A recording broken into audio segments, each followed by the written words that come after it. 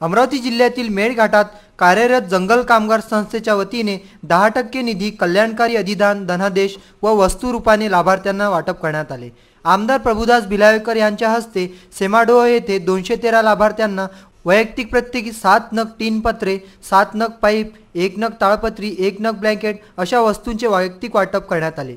तर सार्वजनिकमध्ये बिबा, रायपूर, पिंपल्या या गावामध्ये पाणी टँकर, तर बिबा, खारी, पिंपल्या, रायपूर येथे ओपन जिम आणि रायपूर खारी या ठिकाणी सोलर पंप या योजनेद्वारे देण्यात आले। या कार्यक्रमाला जिल्हा परिषद सदस्या सुनंदाताई काकड, भाजपचे जलीलभाई, उपसरपंच सानूजी गजानन काकड, शिवा काकड, सुदाम गायगोले, संस्थेचे सचिव अध्यक्ष उपस्थित होते। विसीएन न्यूज करिता चुरणी येथून मारुती पाटणकर यांचा हा वृत्तांत।